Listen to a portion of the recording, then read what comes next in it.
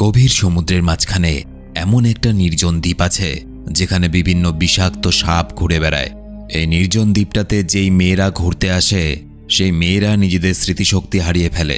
কোনো ছেলে যদি এই দ্বীপে আসে তার সাথে কিন্তু এরকম হয় না। অদ্ভুত ব্যাপার, তাই তো? Hello and welcome to ASD story. শুধু তাই নয়, রাতের বেলায় মেয়েগুলোকে দেখা যায় তারা উন্মাদের মতো হাসতে থাকে এবং সামনের মাঠটাতে অদ্ভুতভাবে নাচতে থাকে। এই দ্বীপ বা আইল্যান্ডকে দেখতে নর্মাল মনে হলেও এর রহস্য কিন্তু ভয়ানক।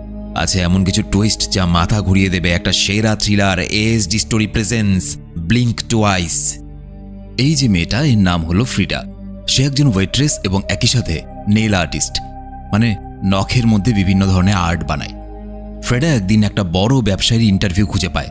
এই ব্যবসায়ীর নাম হলো স্লেটার। ফ্রিডা তার ব্যাপারে আরও রিসার্চ করে।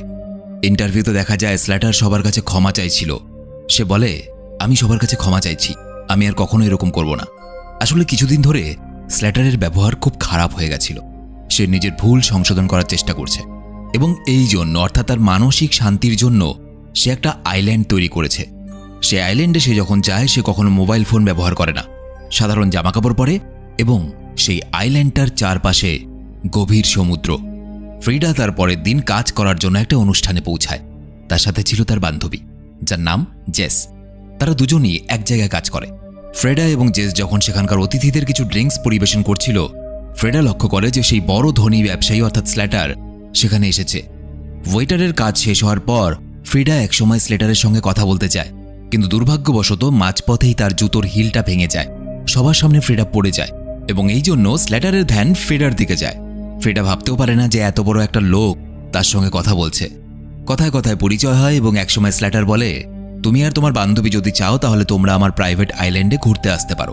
ফ্রিডা আর জেস কিন্তু এই সুযোগটাকে না বলে না, কারণ একই এত বড় ধনী ব্যবসায়ী, তার মধ্যে একটা প্রাইভেট আইল্যান্ডে ঘুরতে যাওয়া, তাও আবার কোনো টাকা পয়সা ছাড়াই।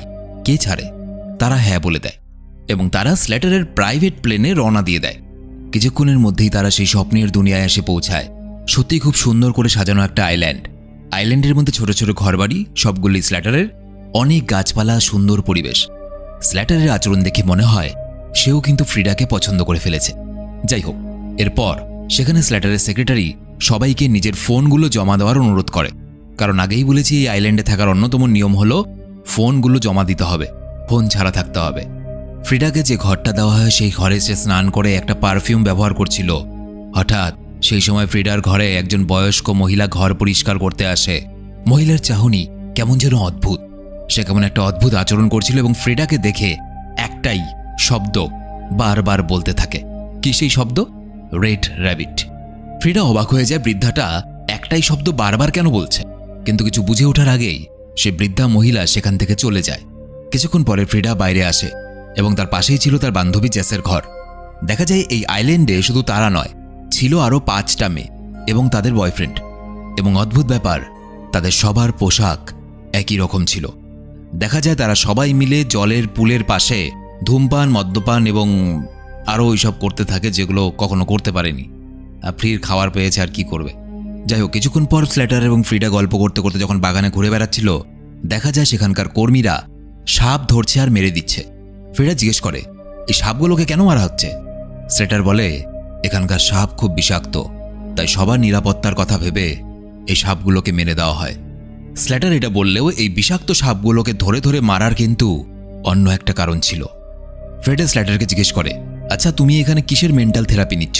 তোমার একটা ইন্টারভিউতে দেখেছিলাম তুমি নাকি একটা মেন্টাল থেরাপি নিচ্ছ। স্লেটার বলে, আসলে আমার সাথে ছোটবেলায় এমন কিছু জিনিস ঘটেছিল যে জিনিসগুলো আমি ভুলে গেছি। আমি এই জন্য থেরাপি নিচ্ছি যাতে সেই পুরনো বিষাক্ত স্মৃতিগুলো ফেরাতে পারি। ফ্রিডা অবাক হয়ে যায়, মানেটা কি? কেউ কেন নিজের খারাপ স্মৃতিগুলোকে ফেরাতে চাইবে? মানুষ তো নিজের ভালো স্মৃতিগুলোকে মনে করতে চায়। স্লেটার হেসে বলে, তুমি বুঝবে না। আর হ্যাঁ, ভুলে যাওয়া একটা উপহার। এই কথাগুলোর ডিপ মিনিং ছিল, যেটা পরে জানা যাবে। হঠাৎই বাগানে স্লেটারের সেক্রেটারি অনেকগুলো লাল ব্যাগ নিয়ে যাচ্ছিল এবং সেই ব্যাগের মধ্যে থেকে সবকিছু পড়ে যায়।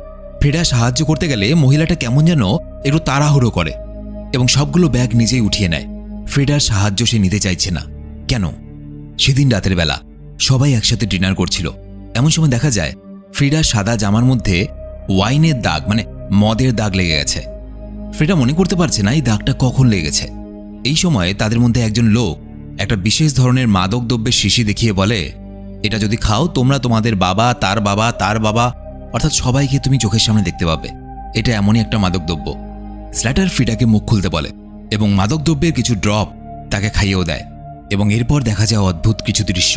মাদকদ্রব্যটা এমন ছিল যে সবাই পাগলের মতো হাসছিল এবং অসংলগ্ন উল্টো পাল্টা যা খুশি বলছিল, এবং সবাইকে দেখা যায় তারা তাদের দুঃখ কষ্টের কথা ভুলে যায়। আচ্ছা, এখানে একটা ছোট্ট কথা বলে দিই, এই ধরনের মাদকদ্রব্য বা যে কোনো ধরনের মাদকদ্রব্য কিন্তু কখনোই দুঃখ কষ্ট ভোলাতে পারে না। এগুলো শুধু মুভিতে কাল্পনিকভাবে দেখানো হয়। এগুলো কখনো ট্রাই করতে যাবে না। যে কোনো প্রকারের মাদকদ্রব্য শুধুমাত্র জীবন ধ্বংস করে দিতে পারে, আর কিছু নয়। দেখা যায় কিছুক্ষণ পর ফ্রিডা লক্ষ্য করে তার সাদা জামার মধ্যে যে ওয়াইনের দাগটা লেগেছিল সেই দাগটা অদ্ভুতভাবে গায়েব হয়ে গেছে। কি করে সম্ভব? একটু আগেও তো দাগটা ছিল এবং তার একটু আগে আবার দাগটা ছিল না, এখন আবার সেই দাগটা নেই। ফ্রিডা অবাক হয়, কিন্তু বেশি কিছু না ভেবে সেদিন সে ঘুমিয়ে পড়ে তার বান্ধবী জেসের সাথে। পরের দিন একই রকমভাবে তারা রাতের বেলায় মাদকদ্রব্যের নেশায় মজা করছিল সেখানে। এইভাবেই রোজ কাটে। একদিন রাতের বেলায় স্লেটার এবং ফ্রিডা একসাথে বসে ধূমপান করছিল। স্লেটার হঠাৎ করে জিজ্ঞেস করে, তোমার চোখের পাশটা কিভাবে কেটে গেছে? ফ্রিডা বলে তার নাকি কিছু মনেই নেই। একটা মানুষের চোখের পাশ কেটে যাচ্ছে, তার সেটা মনে থাকার কথা নয়। অদ্ভুত ব্যাপার।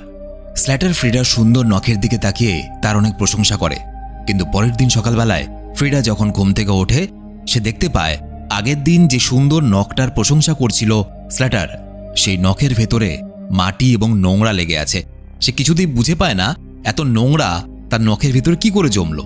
কিছুক্ষণ পর ফ্রিডা স্লেটারের ঘরে তার সঙ্গে দেখা করতে যায় এবং স্লেটার তখন তার থেরাপিস্ট অর্থাৎ যে মানসিক থেরাপি দিচ্ছিল স্লেটারকে তার সাথে পরিচয় করায়।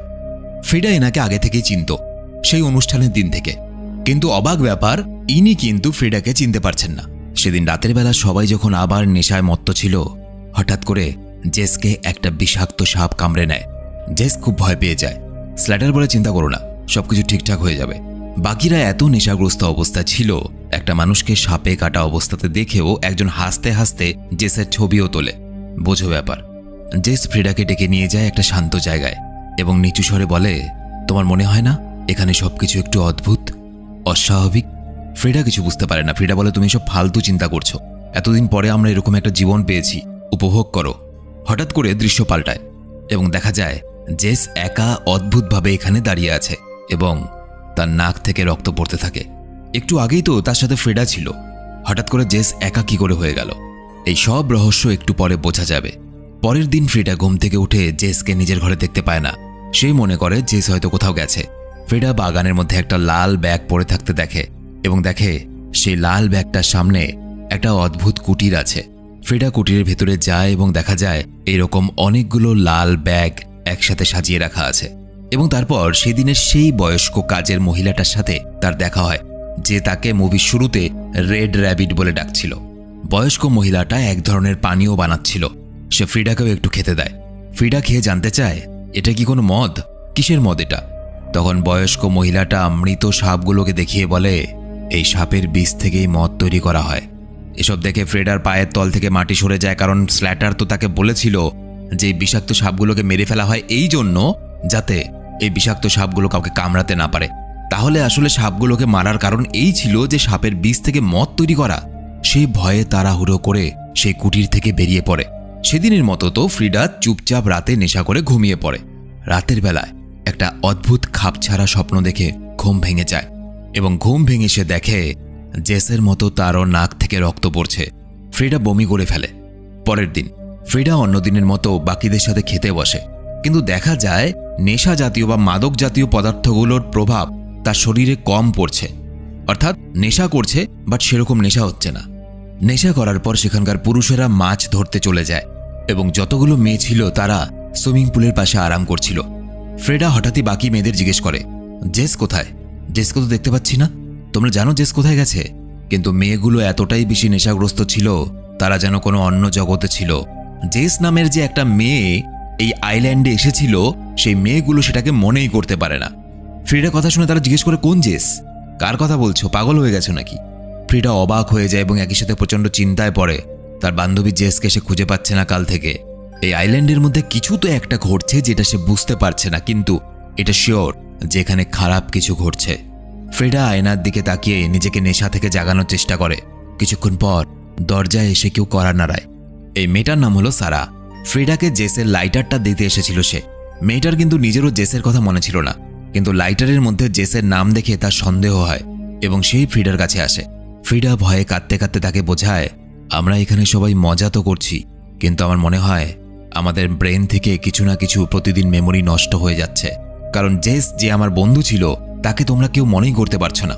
এমন অনেক অনেক ঘটনা আছে যেগুলো আমার মনে পড়ছে না, এবং একই সাথে তারা নিজেদের শরীরের ক্ষতও দেখায় এবং অদ্ভুতভাবে তাদের মনেই পড়ে না যে তাদের শরীরে আঘাত কি করে লেগেছিল, কেন এই ক্ষতগুলো।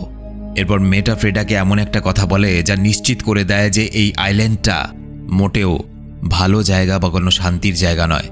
মেয়েটা বলে, এখানে যতগুলো মেয়ে এসেছে তারা কেউই আগে থেকে কাউকে চিনত না, এবং যেই পুরুষ মানুষগুলো তাদের বয়ফ্রেন্ড হিসাবে আছে সেই পুরুষ মানুষগুলো নাকি তাদের অচেনা ছিল, এরা মোটেও তাদের বয়ফ্রেন্ড ছিল না। এখানকার প্রত্যেকটা পুরুষ প্রতিটা মেয়ের সঙ্গে কোনো না কোনোভাবে পরিচয় করেছিল, এবং তাদের মধ্যে একটা ভালো সম্পর্ক তৈরি করার পর সেই পুরুষেরা এই মেয়েগুলোকে আইল্যান্ডে নিয়ে আসে। ফ্রিডা এবং সেই মেয়েটা সেই কুটিরে যায় যেখানে সাপের বীজ থেকে মদ বানানো হচ্ছিল। তারা লাল ব্যাগগুলো খুলে সেই পারফিউমটা দেখতে পায় যেগুলো তারা প্রতিদিন স্নান করার পরে ব্যবহার করত। তার মানে এই পারফিউমের মধ্যে এমন কোনো কেমিক্যাল ছিল যার জন্য মেয়েগুলো যখন সেটা ব্যবহার করত স্নানের পর তার আগের সব স্মৃতি ভুলে যাচ্ছিল। কিন্তু সাপের বিষ কোনোভাবে শরীরে গেলে ধীরে ধীরে আগেকার স্মৃতিগুলো ফিরেও আসছিল। কারণ ভালো করে মনে করে দেখো, ফ্রেডাকে ওই বৃদ্ধা মহিলা যেদিন সাপের বিষ একটু দিল সেদিন রাতের বেলা কিন্তু ফ্রেডার নেশা হচ্ছিল না। এবং একইভাবে জেসকেও কিন্তু সাপে কামড়ানোর পর সে বুঝতে পারে যে এখানে কিছু গড়বড় আছে। এসব বুঝতে পারার পর ফ্রেডা আর সারা সিদ্ধান্ত নেয় তারা এখানকার বাকি মেয়েদেরকেও সাপের বিষের ওই মদটা খাওয়াবে, যাতে সেই মেয়েগুলো ধীরে ধীরে সবকিছু মনে করতে পারে। সারা নিজে এবং বাকি মেয়েদেরকে ডেকে সেই সাপের ড্রিঙ্কটা বিভিন্ন অজুহাতে খাওয়ায়, এবং কিছুক্ষণ পরে হঠাৎই দেখা যায় সারার নাক থেকে রক্ত পড়তে শুরু করে। তার মানে তারও আগেকার স্মৃতিগুলো ফিরে আসছিল। ফ্রেডা সিদ্ধান্ত নেয় যে তার ফোন থেকে কোনোভাবে তার শহরের কাউকে যোগাযোগ করবে বা পুলিশকে খবর দেবে, কিন্তু ব্যাপার হলো তাদের ফোনগুলো তো জমা দেওয়া আছে। সুতরাং ফ্রিডা স্লেটারের ঘরে যায় নিজের ফোন খুঁজতে, এবং সারাকে বলে, যদি কেউ এই ঘরের দিকে আসে তুমি এক কাজ করবে, তুমি নেশাগ্রস্ত হওয়ার ভান করবে এবং জোরে জোরে চিৎকার করবে, তাহলে আমি বুঝে যাব যে কেউ এসেছে। কিছুক্ষণ পর সারার খুব অস্বস্তি লাগতে থাকে, এবং হঠাৎই সে দেখে ওই ছেলেগুলো মাছ ধরে ফিরে আসছে। সে কোনোভাবে নেশায় থাকা নাটক করে এবং জোরে জোরে চিৎকার করতে থাকে যাতে ফ্রেডা জলদি ফিরে আসে। ফ্রেডা লুকিয়ে স্লেটারের আলমারির তালা ভেঙে ফোনগুলো খুঁজতে থাকে। ফোন খুঁজে পেলেও তাতে কোনো নেটওয়ার্ক কানেকশন কিন্তু নেই। শুধু তাই নয়, ফ্রেডা অনেকগুলো ছবিও খুঁজে পায়। ছবির মধ্যে দেখা যায় সেখানে যে পুরুষেরা ছিল ওই আইল্যান্ডে তারা ওই পারফিউমের লাল ব্যাগটা ধরেছিল। ফ্রেডা বুঝে যায় যে এখানে যতগুলো ছেলে আছে সবাই জানে যে তারা মেয়েগুলোকে ঠকিয়ে এই আইল্যান্ডে নিয়ে এসছে, অর্থাৎ তারা একজোট হয়ে আছে এবং এই মেয়েগুলোকে বোকা বানাচ্ছে। ঠিক তখনই স্ল্যাটার সেখানে পৌঁছে যায়, কিন্তু তার আগেই ফ্রেডা সব ফটো চুরি করে নেয় এবং একটা টেবিলের নিচে লুকিয়ে যায়। হঠাৎই ফ্রেডার নাক থেকে আবার রক্ত পড়তে শুরু করে এবং ফ্রেডার মনে পড়ে যায় রাতের বেলায় প্রতিদিন এই ছেলেরা এখানে যতগুলো মেয়ে আছে সবাইকে মাদক দ্রব্যের নেশায় রেখে সবাইকে নির্মমভাবে ধর্ষণ করত। ফ্রেডার মনে পড়ে যায় যে এখানকার দু একজন পুরুষ কিভাবে তাকে জোর করে মাটি থেকে টেনে টেনে নিয়ে যায়, এবং যার কারণে রোজ দিন সকালবেলায় সে যখন ওঠে সে দেখতে পায় তার নখের ভিতরে মাটি নোংরা লেগে আছে। এখানকার পুরুষগুলো মেয়েদের হাত বেঁধে তাদেরকে একইভাবে ধর্ষণ করে, এবং এই ধর্ষণ প্রতিদিন রাতে চলে, প্রতিদিন। এমনকি যেহেতু জেসের স্মৃতি ফিরে এসেছিল সুতরাং স্ল্যাটার তার জীবন সবার সামনে শেষও করে দেয়। হ্যাঁ, স্ল্যাটারই খুন করেছিল জেসকে, যেটা ফ্রেডার এখন মনে পড়ে। যেহেতু পরের দিন কোনো মেয়ের কিছু মনে থাকে না সুতরাং ফ্রেডা এইসব কিছু ভুলে গেছিল। ফ্রেডার যখন এইসব কিছু মনে পড়ে এসে তার বন্ধুর জন্য চোখের জল আটকে রাখতে পারে না। এতদিনের মজা এক মুহূর্তের মধ্যে উল্টে যায়। নিজের প্রিয় বন্ধু জেসকে হারিয়ে ফ্রেডা প্রচণ্ড কষ্ট পায়। ফ্রেডা লুকিয়ে কোনোভাবে সারার কাছে ফিরে আসে এবং দুজনে হেসে হেসে এমনভাবে কথা বলছিল যাতে বাকিদের কোনো সন্দেহ না হয়। তারা জানতো যে বাকি মেয়েদের স্মৃতি ফিরে আসতে এখন অনেকটাই সময় লাগবে, সুতরাং যা করার সারা আর ফ্রেডাকেই করতে হবে। আজ রাতের বেলা ডিনারের সময়ও ফ্রেডা আর সারা নেশাগ্রস্ত হওয়ার নাটক করছিল, কিন্তু স্ল্যাটার তাদের আচরণে একটু বদল দেখতে পায় এবং সন্দেহ করে। ফ্রেডা এবং সারা দুজনে বুঝতে পারে যে স্ল্যাটার তাদেরকে সন্দেহ করছে। সুতরাং স্ল্যাটারের সন্দেহ দূর করার জন্য তারা টেবিলের ওপরে নাচতে শুরু করে এবং আস্তে আস্তে নিজেদের জামা কাপড় খুলতে শুরু করে। ধীরে ধীরে স্ল্যাটার এবং বাকি ছেলেরা নিজেদের আসল রূপে আসতে শুরু করে। স্ল্যাটার ফ্রেডাকে ভালোবাসার নাটক করে জিজ্ঞেস করে, তোমার সময় কেমন কাটছে? ফ্রেডা বলে, খুব ভালো। অন্যদিকে সে সাপের বিষ মেশানো ড্রিঙ্কের প্রভাব বাকি মেয়েদের উপরও পড়তে শুরু করে এবং বাকি মেয়েদেরও ধীরে ধীরে পুরনো স্মৃতিগুলো মনে পড়তে শুরু করে যে কিভাবে তাদেরকে প্রতি রাতে এইভাবেই মাদক খাইয়ে ধর্ষণ করা হয়। একজন মেয়ের এইসব হঠাৎ করে মনে পড়াতে সে নিজের প্রেমিককে চাকু দিয়ে মারতে শুরু করে, কারণ তার মনে পড়ে যায় যে এই পুরুষটা তার প্রেমিকই নয়, প্রেমের অভিনয় করে প্রতিদিন রাতে তাকে ধর্ষণ করে এবং অন্য ছেলেদেরকেও ধর্ষণ করতে দেয়। স্ল্যাটার বুঝে যায় যে মেয়েগুলোর পুরনো স্মৃতি ফিরে আসছে, এমনকি ফ্রেডার শরীর থেকেও আগের মতো সেই পারফিউমের গন্ধ কিন্তু বেরোচ্ছে না। এবং এখান থেকে শুরু হয় এই মুভির আসল খেলা। এতদিন যেখানে মেয়েরা এই ছেলেদের থেকে বাঁচার জন্য পালাতো, এবার তারাই উল্টো ছেলেদের পেছনে দৌড়তে শুরু করে সেই ছেলেগুলোকে মেরে ফেলার জন্য। সারা একটা ধারালো পিন দিয়ে সজোরে তার প্রেমিকের হাতে ঢুকিয়ে দেয়। এরপর স্ল্যাটারের বডিগার্ড এসে একটা মেয়েকে গুলি করে সেখানেই মেরে দেয়। এটা দেখে ফ্রেডা জঙ্গলে নিজের জীবন বাঁচাতে পালিয়ে যায়, কিন্তু কিছু বডিগার্ড তার পিছু করতে থাকে। দুর্ভাগ্যবশত একটা বডিগার্ড ফ্রেডাকে ধরে ফেলে এবং ঠিক তখনই পেছন থেকে সারা একটা বড় পাথর নিয়ে বডিগার্ডের মাথা ফাটিয়ে থেতলে দেয়। এদিকে একটা ঘরের মধ্যে স্ল্যাটার একটা মেয়েকে ধরে নিয়ে আসে এবং তার গলায় পা দিয়ে তাকে মেরে ফেলে। ফ্রেডাকে দেখা যায় সে দৌড়তে দৌড়তে পড়ে যায় এবং সকালে চুরি করা ফটোগুলো মাটিতে ছড়িয়ে পড়ে। ফ্রেডা লক্ষ্য করে এই ফটোগুলোর মধ্যে একটা ফটো তার নিজেরও ছিল। তার নখে তখন লাল রঙের খরগোশের ছবি আঁকা ছিল। আর এই কারণে এই মুভির শুরুতে যে বয়স্ক মহিলাটা ফ্রিডাকে দেখে সে তাকে রেড র্যাবিট বলেছিল।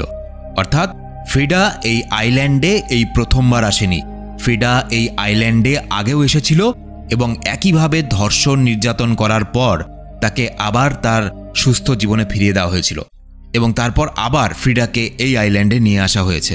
হয়তো মাদকদ্রব্য এবং পারফিউমের কারণে সে ভুলে গেছিল যে সে আগেও এই আইল্যান্ডে এসেছিল এবং তখন তার হাতের নখের মধ্যে একটা লাল রঙের খরগোশ আঁকা ছিল। ফ্রিডা এসব দেখে প্রচণ্ড রেগে যায় এবং একই সাথে অবাক হয়ে যায়। তাকে বারবার এই আইল্যান্ডে নিয়ে এসে বিভিন্ন পুরুষ দিয়ে ধর্ষণ করানো হয় আর সে এত কিছু মনেই করতে পারছিল না। সারা এবং ফ্রিডা সিদ্ধান্ত নেয় স্ল্যাটারকে যেভাবেই হোক খুন করবে তারা। ফ্রিডা চাকু নিয়ে স্ল্যাটারের ঘরে যায়, কিন্তু স্ল্যাটার তাকে ধরে ফেলে। দুজনের মধ্যে ধস্তাধস্তি মারামারি শুরু হয়ে যায়। তখনই হঠাৎ ফ্রিডার আগের বারের স্মৃতির কথা মনে পড়ে, অর্থাৎ এর আগে যখন সে আইল্যান্ডে এসেছিল স্ল্যাটার তাকে আরও বেশি শোষণ করেছিল। স্ল্যাটার তার কাপড় টেনে ধরেছিল এবং ফ্রিডা একটা পাথরের ওপর পড়ে গেছিল এবং তারপর থেকেই তার মাথার মধ্যে একটা কাটা দাগ ছিল। স্ল্যাটার এবার ফ্রিডাকে বেঁধে ফেলে এবং বলে, তুমি তো জানো ভুলে যাওয়ার মতো উপহার আর কিছু নেই, তোমায় তো বলেছিলাম, এবং এই জন্যই এই আইল্যান্ডে তোমাকে যখন আবার নিয়ে আসা হয়েছে তুমি সব কিছু ভুলে গেছিলে। তোমার মনে কিন্তু কোনো কষ্টও ছিল না। তুমি এইবারও খুশি খুশি নিজের ইচ্ছেতে এই আইল্যান্ডে আবার এসেছো। ফ্রিডাই সবকিছু শুনছিল এবং লুকিয়ে লুকিয়ে একটা কাচের টুকরো নিয়ে নিজেকে মুক্ত করার চেষ্টা করে। অন্যদিকে দেখা যায় সারা দরজার মধ্যে গুলি করতে থাকে, কিন্তু দুর্ভাগ্যবশত তার বন্দুকের গুলি শেষ হয়ে যায়, তাই সে জলের নিচে লুকিয়ে পড়ে। এই সুযোগে স্ল্যাটার দরজা খুলে তাকে জল থেকে বের করে ঘরে নিয়ে আসে এবং চাকু দিয়ে তার গলা কাটতেই যাবে, হঠাৎ স্ল্যাটার অদ্ভুত আচরণ করতে থাকে এবং হঠাৎ করে ফ্রেডাকেই জিজ্ঞেস করে, আমি কে, আমি এখানে কি করছি, আর সবাই এখানে এইভাবে পড়ে কেন আছে? অবাক ব্যাপার, যে মানুষটা একজনের গলা কাটতে যাচ্ছিল সে হঠাৎ করে নিজেকে নিজে চিনতে পারছে না। এর কারণ হলো ফ্রিডা যখন সেখানে পড়েছিল সে চালাকি করে স্ল্যাটারের যে সিগারেট ছিল বা সিগার ছিল সেটার মধ্যে ওই পারফিউমটা মিশিয়ে দেয়, যে পারফিউমটার জন্য মেয়েদের স্মৃতিশক্তি নষ্ট হয়ে যাচ্ছিল। এবং এই সিগারেটটা যখন স্ল্যাটার টানছিল তখন আস্তে আস্তে সে নিজেও সবকিছু ভুলতে শুরু করে এবং দেখা যায় এই সময় একটা মোমবাতির আগুনে পুরো বাংলোতে আগুন ধরে যায়। ফ্রেডা এবং সারা সেখান থেকে বেরিয়ে পড়ে এবং অদ্ভুত ব্যাপার, স্ল্যাটারকে কিন্তু তারা মারে না। স্ল্যাটারকে তারা খুন করতে পারত, এমনকি সেই আগুনে জ্বলন্ত ঘরের মধ্যে স্ল্যাটারকে ছেড়েও দিতে পারত। স্ল্যাটার এমনি জ্বলে পুড়ে মরে যেত, কিন্তু তারা স্ল্যাটারকে বাইরে নিয়ে আসে। সারা ফ্রিডাকে জিজ্ঞেস করে, তুমি ওকে বাঁচিয়ে কেন নিয়ে এলে? তাহলে কি আমি যেটা ভাবছি সেটাই করতে যাচ্ছ তুমি? ফ্রিডা বলে, হ্যাঁ আমি সেটাই করব।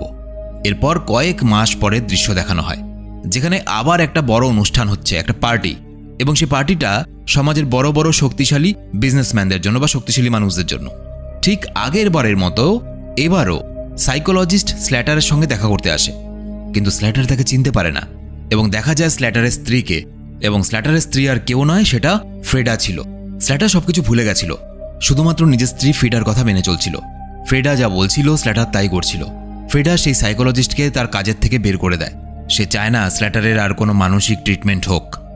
আসলে ফ্রেডা সেখান থেকে স্ল্যাটারকে বাঁচিয়ে নিয়ে ফেরার পর সে আস্তে আস্তে সেই মাদক পদার্থটা দিয়ে প্রতিদিন স্ল্যাটারের মেমোরি থেকে অল্প অল্প করে স্মৃতি মুছতে শুরু করে এবং স্ল্যাটারের সঙ্গে ভালোবাসার নাটক করে স্ল্যাটারকে বিয়ে করে নেয় এবং তারপর সে স্ল্যাটারের বিশাল সম্পত্তির মালিক হয়ে যায়। এবার প্রশ্ন হলো, কেন স্ল্যাটারকে না মেরে ফ্রিডা এরকম করলো? তো আসল ব্যাপার হলো, ফ্রিডা এটা পরিষ্কার বুঝতে পেরেছিল তাকে প্রতি বছর ওই আইল্যান্ডে নিয়ে যাওয়া হয় এবং তার মতো অনেক মেয়েকে নিয়ে যাওয়া হয়। সেই মেয়েগুলোকে বিভিন্ন ছেলে দ্বারা প্রতিদিন রাতে ধর্ষণ করানো হয় এবং এই বিষাক্ত স্মৃতিগুলো নিয়ে তাকে আগামী জীবনটা কাটাতে হবে। স্ল্যাটার তার সাথে এবং বাকি মেয়েগুলোর সঙ্গে যে ক্ষতি করেছিল, যে অত্যাচার করেছিল, সেটা স্ল্যাটারকে শুধু মেরে ফেললে তার প্রতিশোধ নেওয়া হবে না। সবথেকে বড় প্রতিশোধ হলো স্ল্যাটার যতদিন বেঁচে থাকবে ততদিন পর্যন্ত স্মৃতিশক্তিহীন হয়ে থাকবে এবং ফ্রিডার কথায় উঠবে, ফ্রিডার কথায় বসবে এবং একই সাথে স্ল্যাটারের বিশাল সম্পত্তি ফ্রিডার হয়ে যাবে। কারণ স্ল্যাটার এখন একটা জীবন্ত লাশ ছাড়া কিচ্ছু নয়, কারণ তার বিন্দু মাত্র কোনো স্মৃতিশক্তি নেই। শুধু তার মাথার মধ্যে একটা জিনিসই আছে, একটা মেমোরি আছে, যে ফ্রিডা তার বউ। ব্যাস এতটুকুই। স্ল্যাটার যতদিন বাঁচবে ফ্রিডা তাকে এইভাবেই শাস্তি দিয়ে যাবে এবং ফ্রিডা এখন থেকে নিজের একটা আরামের জীবন শুরু করবে স্ল্যাটারের বিপুল ধন সম্পত্তি দিয়ে। মুভিটা এখানেই শেষ হয়ে যায়। তো আজকের মুভির কাহিনীটা একদম ইউনিক ছিল। কেমন লাগলো অবশ্যই কমেন্টে জানাবে। ভিডিও ভালো লেগে থাকলে সাবস্ক্রাইব করতে হবে না, শুধু একটা লাইক করে বন্ধুদেরকে শেয়ার করে দিও। আর তোমরা আমার সাথে যারা সরাসরি কথা বলতে চাও, আমার ফেসবুক, ইনস্টা আইডি এই ভিডিওর নিচে ডেসক্রিপশনে দেওয়া আছে। দেখা হচ্ছে আবার পরের ভিডিওতে। বাই। চলো, কে কে যাবে একটা আইল্যান্ড থেকে ঘুরে আসি।